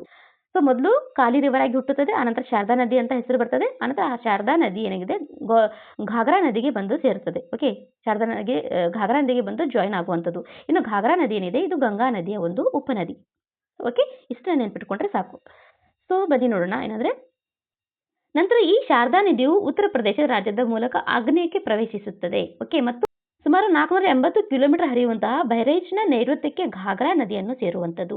ಓಕೆ, ಸೊ ಈ ಘಾಗ್ರಾ ನದಿ ಏನಿದೆ ಗಂಗಾ ನದಿಯ ಒಂದು ಉಪನದಿ ಆಗಿರುವಂಥದ್ದು. ಓಕೆ, ಸೊ ಸ್ನೇಹಿತರೆ, ಮತ್ತು ಇದರ ಪ್ರಮುಖ ಉಪನದಿಗಳೆಂದರೆ ಧೌಲಿಗಂಗಾ ಮತ್ತು ಗೌರಿಗಂಗಾ ಮತ್ತು ಸರ್ಜು ಅನ್ನುವಂಥದ್ದು. ಈ 3 ಉಪನದಿಗಳು ಶಾರದಾ ನದಿಯ ಒಂದು ಉಪನದಿಗಳಾಗಿವೆ. ಓಕೆ, ಇನ್ನು ಉತ್ತರಾಖಂಡದ ಬನ್ಬಾಸಾ ಬಳಿಯಲ್ಲಿರುವಂತಹ ಶಾರದಾ ಬ್ಯಾರಿಕೇಡ್ ಅಂದ್ರೆ ಆಣೆಕಟ್ಟು ಕಟ್ಟಿರುವಂಥದ್ದು ಮತ್ತು ಉತ್ತರ ಭಾರತದ ಅತಿ ಉದ್ದದ ನೀರಾವರಿ ಕಾಲುವೆಗಳಲ್ಲಿ ಒಂದಾದ ಶಾರದಾ ಕಾಲುವೆ. ಈ ಶಾರದಾ ಕಾಲುವೆಯನ್ನ ಯಾವಾಗ ಪೂರ್ಣಗೊಳಿಸಲಾಗಿತ್ತು ಅಂದ್ರೆ 1930ರಲ್ಲಿ ಇದನ್ನ ಪೂರ್ಣಗೊಳಿಸಲಾಗಿತ್ತು. ಇದು ಶಾರದಾ ಕಾಲುವೆಯನ್ನ ಇದರ ಮೂಲಕ ಹರಿಯುವಂಥದ್ದು. ಓಕೆ, ಸೊ ಈ ಇಷ್ಟು ಮಾಹಿತಿ ಶಾರದಾ ನದಿಯ ಬಗ್ಗೆ ನೋಡಿದ್ವಿ. ಇನ್ನು ಸ್ನೇಹಿತರೆ, ಸಾರಸ್ ಕ್ರೇನ್ಗಳು. ಓಕೆ, ಸಾರಸ್ ಕ್ರೇನ್ ಬಗ್ಗೆ ನೋಡೋಣ. ಸೊ ಸಾರಸ್ ಕ್ರೇನ್ ಯಾಕೆ ಸುದ್ದಿಯಲ್ಲಿರುವಂಥದ್ದಂತ. ಸಾರಸ್ ಕ್ರೇನ್, ಸೊ ಇದು ಉತ್ತರ ಪ್ರದೇಶದ 68 ಅರಣ್ಯ ವಿಭಾಗಗಳಲ್ಲಿ ನಡೆಸಿದ ಸರ್ಕಾರಿ ಜನಗಣತಿಯ ಪ್ರಕಾರ ರಾಜ್ಯದಲ್ಲಿ ಸಾರಸ್ ಕ್ರೇನ್ಗಳ ಸಂಖ್ಯೆಯು ಒಂದು ವರ್ಷದಲ್ಲಿ 634 ಅಥವಾ 3.1% ಅಷ್ಟು ಹೆಚ್ಚಾಗಿರುವಂಥದ್ದು. ಓಕೆ, ಸೊ ಸಾರಸ್ ಕ್ರೇನ್ ಸಂಖ್ಯೆ ಕಡಿಮೆ ಆಗ್ತಾ ಇತ್ತು ಈ ಹಿಂದೆ, ಆದರೆ ಈಗ 3.1% ಅಷ್ಟು ಹೆಚ್ಚಾಗಿದೆ. ಸೊ ಹಾಗಾಗಿ ಇದು ಸುದ್ದಿಯಲ್ಲಿರುವಂಥದ್ದು. ಸೊ ಬನ್ನಿ ಸ್ನೇಹಿತರೆ, ಸಾರಸ್ ಕ್ರೇನ್ ಬಗ್ಗೆ ನೋಡೋಣ. ಸಾರಸ್ ಕ್ರೇನ್ ಏನಿದೆ ಇದು ವಿಶ್ವದ ಅತಿ ಎತ್ತರದಲ್ಲಿ ಹಾರುವಂತಹ ಒಂದು ಪಕ್ಷಿ ಆಗಿರುವಂಥದ್ದು, ಒಂದು ಹಕ್ಕಿ ಆಗಿರುವಂಥದ್ದು ಸಾರಸ್ ಕ್ರೇನ್. ಓಕೆ, ಮತ್ತು ಇದರ ಆವಾಸಸ್ಥಾನ ಏನಂದ್ರೆ ಇವು ಮುಖ್ಯವಾಗಿ ಕಾಲುವೆಗಳು, ಜೌಗು ಪ್ರದೇಶ. ಜೌಗು ಅಂದ್ರೆ ಒಂದು ತುಂಬಾನೇ ಹಸಿ ಆಗಿರುವಂತಹ ಪ್ರದೇಶ ಅಂತ ಹೇಳುವ ರಾಮ್ಸರ್ ತಾಣ ಅಂತ ಹೇಳ್ತೇವೆ. ಓಕೆ, ಅದಕ್ಕೆ ಜೌಗು ಪ್ರದೇಶ ಅಂತ ಹೇಳಲಾಗುತ್ತೆ. ಸೊ ಜೌಗು ಪ್ರದೇಶಗಳಲ್ಲಿ ಮತ್ತು ಕೊಳಗಳಂತಹ ಜೌಗು ಪ್ರದೇಶಗಳಲ್ಲಿ ವಾಸಿಸುವಂತಹ ಇದು ಪ್ರಾಣಿ. ಇದು ಕೆಲವೊಮ್ಮೆ ಮನುಷ್ಯರ ಬಳಿಯೂ ಕೂಡ ಇರುತ್ತದೆ. ಸೊ ಇದಕ್ಕೆ ಕ್ರೇನ್ ಅಂತ ಹೇಳಲಾಗುತ್ತೆ. ಸೊ ನೋಡಿ, ಈ ಪಕ್ಷಿಗಳಿಗೆ, ಈ ಹಕ್ಕಿಗಳಿಗೆ ಕ್ರೇನ್ ಅಂತ ಹೇಳಲಾಗುವಂಥದ್ದು. ಕ್ರೇನ್ ಅಂತೆ ತನ್ನ ರೂಪ ಹೊಂದಿರುವುದರಿಂದ ಇದಕ್ಕೆ ಕ್ರೇನ್ ಅಂತ ಹೆಸರನ್ನ ಇಡಲಾಗಿರುವಂಥದ್ದು. ಸೊ ಸ್ನೇಹಿತರೆ, ಈ ಹಕ್ಕಿಯು ಎಲ್ಲೆಲ್ಲಿ ಲೊಕೇಟೆಡ್ ಆಗಿರುತ್ತೆ ಅಂದರೆ ಆಗ್ನೇಯ ಏಷ್ಯಾದಲ್ಲಿ ಲೊಕೇಟೆಡ್ ಆಗಿರುವಂಥದ್ದು ಮತ್ತು ಉತ್ತರ ಭಾರತದ ನಮ್ಮ ಉತ್ತರ ಭಾಗದಲ್ಲಿ ಮತ್ತು ಆಸ್ಟ್ರೇಲಿಯಾದಲ್ಲಿ ವಾಸಿಸುವಂತಹ ಪಕ್ಷಿಗಳು ಇವು. ಓಕೆ, ಈ 3 ಪ್ರದೇಶಗಳಲ್ಲಿ ಹೆಚ್ಚು ಕಂಡು ಬರುತ್ತದೆ. ಇನ್ನು ಭಾರತದಲ್ಲಿ ಹೆಚ್ಚಿನ ಸಾರಸ್ ಕ್ರೇನ್ಗಳು ಗಂಗಾ ಬಯಲು ಪ್ರದೇಶಗಳಲ್ಲಿ ಮತ್ತು ಭಾರತದ ಉತ್ತರ ರಾಜ್ಯಗಳ ಪೂರ್ವ ರಾಜಸ್ಥಾನದಲ್ಲಿ ಮುಖ್ಯವಾಗಿ ಕಂಡುಬರುವಂತಹ ಈ ಪಕ್ಷಿಗಳು. ಓಕೆ, ರಾಜಸ್ಥಾನದಲ್ಲಿ ಹೆಚ್ಚು ಕಂಡುಬರುತ್ತವೆ ಈ ಕ್ರೇನ್ಗಳು. ಓಕೆ, ಇನ್ನು ದಕ್ಷಿಣಕ್ಕೆ ಹೋದಂತೆ ಜನಸಂಖ್ಯಾ ಸಾಂದ್ರತೆ ಕಡಿಮೆ ಆಗುವಂತೆ, ಇದರ ಜನಸಂಖ್ಯೆ ದಕ್ಷಿಣಕ್ಕೆ ಹೋದಂತೆ ಕಡಿಮೆ ಆಗುತ್ತವೆ. ಓಕೆ, ದಕ್ಷಿಣದಲ್ಲಿ ಎಷ್ಟು ಇದು ಕಂಡುಬರುವುದಿಲ್ಲ ಈ ಪಕ್ಷಿ. ಮತ್ತೆ ಇದು ಉತ್ತರದಲ್ಲಿ ಗಂಗಾ ಬಯಲು ಪ್ರದೇಶಗಳಲ್ಲಿ ಮತ್ತು ಮುಖ್ಯವಾಗಿ ಹೇಳೋದಾದ್ರೆ ಇದು ರಾಜಸ್ಥಾನದಲ್ಲಿ ಕಂಡುಬರುವಂತಹ ಹಕ್ಕಿ ಆಗಿರುತ್ತೆ. ಇನ್ನು ಸಾರಸ್ ಕ್ರೇನ್ನ ವೈಶಿಷ್ಟ್ಯ ಅಂತ ಹೇಳೋದಾದ್ರೆ ಇದು ಪ್ರಧಾನವಾಗಿ ಬೂದು ಬಣ್ಣದ ಪುಕ್ಕಗಳನ್ನು ಹೊಂದಿರುವಂಥದ್ದು. ಇನ್ನು ಬೆತ್ತಲೆ ಕೆಂಪು ತಲೆ ಮತ್ತು ಮೇಲ್ಭಾಗದ ಕುತ್ತಿಗೆ ಮತ್ತು ಮುಸುಕಾದ ಕೆಂಪು ಕಾಲುಗಳನ್ನು ಹೊಂದಿರುವಂಥದ್ದು ಪಕ್ಷಿ ಆಗಿರುವಂಥದ್ದು ಅಥವಾ ಹಕ್ಕಿ ಆಗಿರುವಂಥದ್ದು. ಅವುಗಳನ್ನು ಅತ್ಯಂತ ಕಡಿಮೆ ಸಾಮಾಜಿಕ ಕ್ರೇನ್ ಪ್ರಭೇದವೆಂದು ಪರಿಗಣಿಸಲಾಗುತ್ತದೆ. ಇನ್ನು ಹೆಚ್ಚಾಗಿ ಜೋಡಿಯಾಗಿ ಮತ್ತು 3 ಅಥವಾ 4 ಸಣ್ಣ ಗುಂಪುಗಳಲ್ಲಿ ಕಂಡುಬರುತ್ತವೆ. ಸೊ ಒಂದೇ ಒಂದು ಪಕ್ಷಿ ಅಥವಾ ಒಂದೇ ಒಂದು ಹಕ್ಕಿ ಹಾಗೆ ಇದು ಕಂಡುಬರುವುದಿಲ್ಲ. ಹೆಚ್ಚಾಗಿ ಇದು ಗುಂಪುಗಳಲ್ಲಿ ಕಂಡುಬರುವಂತಹ ಒಂದು ಹಕ್ಕಿ ಆಗಿರುವಂಥದ್ದು ಮತ್ತು ಜೋಡಿಯಾಗಿ ಅಥವಾ ಜೋಡಿಯಲ್ಲಿ ಕಂಡುಬರುವಂತಹ ಒಂದು ಹಕ್ಕಿ ಆಗಿರುವಂಥದ್ದು ಕ್ರೇನ್. ಓಕೆ, ಇದು ಹೆಚ್ಚಾಗಿ ಜೋಡಿಯಲ್ಲಿ ಕಂಡುಬರುವಂಥದ್ದು ಅಥವಾ ಗುಂಪುಗಳಲ್ಲಿ ಕಂಡುಬರುವಂತಹ ಹಕ್ಕಿಯಾಗಿದೆ. ಓಕೆ, ಇನ್ನು ಈ ಹಕ್ಕಿ ಏನಿದೆ ಇದು ಏಕಪತ್ನಿ ಪಕ್ಷಿಗಳಾಗಿದ್ದು ಜೀವನ ಪರ್ಯಂತ ಸಂಗಾತಿ ಆಗಿರುತ್ತದೆ. ಓಕೆ, ಈ ಪಕ್ಷಿ ಏನಿದೆ ಇದು ಏಕಪತ್ನಿ ಅಥವಾ ತನ್ನ ಒಂದು ಸಂಗಾತಿಯನ್ನು ಹೊಂದ್ಕೊಂಡಿರುವಂತಹ ಒಂದು ಪಕ್ಷಿಯಾಗಿದೆ. ಅಂದ್ರೆ ಜೀವಂತ ಪರ್ಯಂತ ಒಂದು ಸಂಗಾತಿಯನ್ನು ಹೊಂದ್ಕೊಂಡು ಇರುವಂತಹ ಒಂದು ಪಕ್ಷಿ. ಓಕೆ, ಸೊ ಇಷ್ಟು ನೆನ್ಪಿಟ್ಕೊಳ್ಳಿ ಈ ಒಂದು ಪಕ್ಷಿಯ ಬಗ್ಗೆ, ಕ್ರೇನ್. ಓಕೆ, ಸಾರಸ್ ಕ್ರೇನ್ ಅಂತ ಹೇಳ್ತೇವೆ. ಇನ್ನು ನೈಸರ್ಗಿಕ ಜೌಗು ಪ್ರದೇಶದಲ್ಲಿ ಅಥವಾ ನೀರಿನಿಂದ ತುಂಬಿದಂಥ ಭತ್ತದ ಗದ್ದೆಗಳಲ್ಲಿ ನೀರಿನ ಮೇಲೆ ಗೂಡುಗಳನ್ನು ನಿರ್ಮಿಸುವಂತಹ ಒಂದು ಪಕ್ಷಿಯಾಗಿದೆ. ಇನ್ನು ಇದರ ಜೀವಿತಾವಧಿ ಎಷ್ಟಿದೆ ಅಂದರೆ ಈ ಕ್ರೇನ್ನ ಜೀವಿತಾವಧಿ 30ರಿಂದ 40 ವರ್ಷಗಳವರೆಗೆ ಬದುಕಬಲ್ಲದು. ಓಕೆ, ಎಷ್ಟು 30ರಿಂದ 40 ವರ್ಷದವರೆಗೆ ಇದು ಬದುಕಬಲ್ಲದು ಅಂತ ಅಂದಾಜಿಸಲಾಗಿದೆ. ಇನ್ನು ಸಾರಸ್ ಕ್ರೇನ್ನ ಸ್ಥಿತಿ ಏನಿದೆ ಇದು ಐಯುಸಿಎನ್ ದುರ್ಬಲ ಸ್ಥಿತಿ ಆಗಿರುವಂಥದ್ದು. ಓಕೆ, ಇನ್ನು ಸೈಟ್ನಲ್ಲಿ ಅನುಬಂಧ 2. ಓಕೆ, ಸೈಟ್ನಲ್ಲಿ ಅನುಬಂಧ 2ರಲ್ಲಿ ಇದನ್ನ ಇಡಲಾಗಿದೆ. ಇನ್ನು ವನ್ಯಜೀವಿ ಸಂರಕ್ಷಣಾ ಕಾಯ್ದೆನಿಂದ 1972ರಲ್ಲಿ ವೇಳಾಪಟ್ಟಿ 4ರಲ್ಲಿ ಇದನ್ನ ಇಡಲಾಗಿದೆ. ಅಂದರೆ 4ರಲ್ಲಿ ಇದನ್ನು ಸಂರಕ್ಷಿಸಲಾಗಿದೆ. ಓಕೆ, ಸೊ ಇಷ್ಟು ಮಾಹಿತಿ ನಾವು ಸಾರಸ್ ಬಗ್ಗೆ ನೋಡಿದ್ವಿ. ಇನ್ನು ಜಗನ್ನಾಥ್ ದೇವಾಲಯ ಬಗ್ಗೆ ನೋಡೋಣ. ಜಗನ್ನಾಥ್ ದೇವಾಲಯ ಯಾಕೆ ಸುದ್ದಿಯಲ್ಲಿ ಇರುವಂಥದ್ದು? ಓಕೆ, ಜಗನ್ನಾಥ್ ದೇವಾಲಯ ಸುದ್ದಿಯಲ್ಲಿ ಇರುವಂಥದ್ದು ಯಾಕೆ ಅಂದರೆ ಒಡಿಸ್ಸಾ ಮತ್ತು ಛತ್ತೀಸ್ಗಢಕ್ಕೆ 6 ದಿನಗಳ ಪ್ರವಾಸದಲ್ಲಿರುವ ರಾಷ್ಟ್ರಪತಿಗಳು ಇತ್ತೀಚೆಗೆ ಪುರಿಯ ಶ್ರೀ ಜಗನ್ನಾಥ ದೇವಾಲಯಗಳಲ್ಲಿ ಪ್ರಾರ್ಥನೆಯನ್ನು ಸಲ್ಲಿಸಿದರು. ಓಕೆ, ರಾಷ್ಟ್ರಪತಿ ಯಾರು? ಮುರ್ಮು. ಓಕೆ, ದ್ರೌಪದಿ ಮುರ್ಮು ಅವರು. ಓಕೆ, 6 ದಿನಗಳ ಕಾಲ ಏನು ಮಾಡ್ತಾರೆ ಅಂದರೆ ಪುರಿ ಶ್ರೀ ಜಗನ್ನಾಥ ದೇವಸ್ಥಾನದಲ್ಲಿ ಪ್ರಾರ್ಥನೆಯನ್ನು ಸಲ್ಲಿಸ್ತಾರೆ. ಹಾಗಾಗಿ ಇದು ಜಗನ್ನಾಥ ದೇವಸ್ಥಾನ ಏನಿದೆ ಸುದ್ದಿಯಲ್ಲಿ ಇರುವಂಥದ್ದು. ಓಕೆ, ಕರೆಂಟ್ ಅಫೇರ್ಸಲ್ಲಿ ಇದು ಇಂಪಾರ್ಟೆಂಟನ್ನು ಹೊಂದಿರುವಂಥದ್ದು.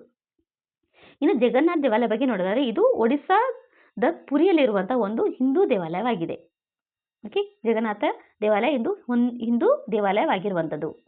ಓಕೆ ಸ್ನೇಹಿತರೆ, ಜಗನ್ನಾಥ ದೇವರು ವಿಷ್ಣು ದೇವತೆ, ಹಿಂದುವಿನ ವಿಷ್ಣು ದೇವತೆ ಒಂದು ರೂಪವಾಗಿದ್ದು ಇದು 12ನೇ ಶತಮಾನದಲ್ಲಿ ಪೂರ್ವ ಗಂಗಾ ರಾಜವಂಶರನಾದರೂ ರಾಜ ಅನಂತವರ್ಮನ ಜೋಡಗಂಗಾ ದೇವ ಆಳ್ವಿಕೆಯಲ್ಲಿ ನಿರ್ಮಿಸಲಾದಂತಹ ಒಂದು ದೇವಸ್ಥಾನವಾಗಿರುವಂಥದ್ದು. ಹಾಗೂ ಸ್ನೇಹಿತರೆ, ದೇವಾಲಯದ ನಿರ್ಮಾಣವು 1230ರಲ್ಲಿ ಅನಂಗಭೀಮ ದೇವ 3ರ ಅಡಿಯಲ್ಲಿ ಪೂರ್ಣಗೊಂಡಿತು. ಓಕೆ, ಅವರು ದೇವಾಲಯದಲ್ಲಿ ದೇವತೆಗಳನ್ನು ಸಹ ಸ್ಥಾಪಿಸಿದರು. ಇನ್ನು ರಥಯಾತ್ರೆಯನ್ನು ಜಗನ್ನಾಥ ದೇವಸ್ಥಾನಕ್ಕೆ ಸಂಬಂಧಿಸಿದಂತೆ ಹಿಂದೂ ಹಬ್ಬವಾಗಿರುವಂಥದ್ದು. ಇನ್ನು ಈ ದೇವಸ್ಥಾನಕ್ಕೆ ಚಾರ್ಧಾಮ್ ಎಂದು ಕರೆಯಲ್ಪಡುವ 4 ಪವಿತ್ರ ಯಾತ್ರಾ ಸ್ಥಳಗಳಲ್ಲಿ ಒಂದಾಗಿದೆ. ಈ ಒಂದು ದೇವಸ್ಥಾನ ಯಾವುದು? ಜಗನ್ನಾಥ ದೇವಸ್ಥಾನ. ಇದು ಹಿಂದೂಗಳಿಗೆ ಹೆಚ್ಚಿನ ಮಹತ್ವವನ್ನು ಹೊಂದಿರುವಂತಹ ದೇವಸ್ಥಾನ ಆಗಿರುವಂಥದ್ದು. ಇನ್ನು ಜಗನ್ನಾಥ ದೇವಾಲಯದ ವಾಸ್ತುಶಿಲ್ಪ ಹೇಗಿದೆ ಅಂದರೆ ಇದು ಒಡಿಸ್ಸಾದ ಪ್ರದೇಶದಲ್ಲಿ ಪ್ರಚಲಿತವಿರುವಂತಹ ವಿಶಿಷ್ಟ ಶೈಲಿಯ ಕಳಿಂಗ ವಾಸ್ತುಶಿಲ್ಪದ ಒಂದು ಗಮನಾರ್ಹ ಉದಾಹರಣೆಯಾಗಿದೆ. ಇದು ಇಡೀ ದೇವಾಲಯದ ಸಂಕೀರ್ಣವು ಒಂದು ಕೇಂದ್ರೀಕೃತ ಗೋಡೆಗಳ ಒಳಗೆ ಸುತ್ತುವರೆದಿರುವಂಥದ್ದು. ಇನ್ನು ಸ್ನೇಹಿತರೆ, ಮುಖ್ಯ ದೇವಾಲಯವು ಒಳಗಿನ ಅಂಗಳದ ಮಧ್ಯಭಾಗದಲ್ಲಿ ಎತ್ತರದ ವೇದಿಕೆಯ ಮೇಲೆ ಇರುವಂಥದ್ದು. ಇನ್ನು ದಿನದ ಯಾವುದೇ ಸಮಯದಲ್ಲಿ ದೇವಾಲಯದ ನೆರಳು ನೆಲದ ಮೇಲೆ ಬೀಳದ ರೀತಿಯಲ್ಲಿ ಇದನ್ನು ನಿರ್ಮಿಸಲಾಗಿದೆ. ಹಾಗಾಗಿ ಇದು ವಿಶಿಷ್ಟವಾದಂತಹ ಒಂದು ದೇವಾಲಯವಾಗಿರುವಂಥದ್ದು. ಇನ್ನು ದೇವಾಲಯದ ಶಿಖರದಲ್ಲಿ 20 ಅಡಿ ಎತ್ತರದ ಚಕ್ರ ಇದ್ದು ಇದು ನಗರದ ಯಾವುದೇ ಭಾಗದಿಂದ ಗೋಚರಿಸುವ ರೀತಿಯಲ್ಲಿ ಇರಿಸಲಾಗಿದೆ. ಓಕೆ, ದೇವಾಲಯದ 20 ಅಡಿಯ ಒಂದು ಚಕ್ರದ ಇರುವಂಥದ್ದು. ಸೊ ನಗರದ ಯಾವುದೇ ಭಾಗದಿಂದ ಇದನ್ನು ಗೋಚರಿಸುವ ಒಂದು ರೀತಿಯಲ್ಲಿ ಇದನ್ನು ಇರಿಸಲಾಗಿದೆ. ಮತ್ತು ಈ ಪ್ರದೇಶದ ಇತರ ದೇವಾಲಯಗಳಿಂದ ಭಿನ್ನವಾಗಿ ದೇವಾಲಯಗಳ ಮೇಲಿನ ಕೆತ್ತನೆಗಳು ಪ್ರಧಾನವಾಗಿ ದೇವರು ಮತ್ತು ದೇವತೆಗಳಿಗೆ ಇದು ಮೀಸಲಾಗಿರುವಂಥದ್ದು. ಹಾಗಾಗಿ ಇದು ಜಗನ್ನಾಥ ದೇವಸ್ಥಾನ ಏನಿದೆ ಇದು ಇಂಪಾರ್ಟೆಂಟನ್ನು ಹೊಂದಿರುವಂಥದ್ದು. ಓಕೆ, ಸೊ ಇಷ್ಟು ಮಾಹಿತಿ ಈ ಒಂದು ವಿಡಿಯೋದಲ್ಲಿ ನೋಡಿದ್ವಿ. ಇಷ್ಟು ಒಂದು ಕರೆಂಟ್ ಅಫೇರ್ಸನ್ನು ಈ ಒಂದು ವಿಡಿಯೋದಲ್ಲಿ ನೋಡಿದ್ವಿ. ನೆಕ್ಸ್ಟ್ ಮತ್ತೊಂದು ವಿಡಿಯೋದಲ್ಲಿ ಮತ್ತಷ್ಟು ಕರೆಂಟ್ ಅಫೇರ್ಸ್ ನೋಡೋಣ. ಸೊ ಅಲ್ಲಿವರೆಗೆ ಕರೆಂಟ್ ಅಫೇರ್ಸ್ಗಾಗಿ ಈ ಒಂದು ಚಾನಲನ್ನು ಸಬ್ಸ್ಕ್ರೈಬ್ ಮಾಡ್ಕೊಳ್ಳಿ. ಹಾಗೂ ಸೆಷನ್ ಇಷ್ಟ ಆದರೆ ವಿಡಿಯೋನ ಲೈಕ್ ಮಾಡಿ ಮತ್ತು ನಿಮ್ಮ ಫ್ರೆಂಡ್ಸ್ಗಳಿಗೂ ಶೇರ್ ಮಾಡಿ ಅಂತ ಹೇಳ್ತಾ ಮುಂದಿನ ವಿಡಿಯೋದಲ್ಲಿ ಮತ್ತಷ್ಟು ಕರೆಂಟ್ ಅಫೇರ್ಸ್ ನೋಡೋಣ. ಅಲ್ಲಿವರೆಗೆ ಟೇಕ್ ಕೇರ್, ಬಾಯ್.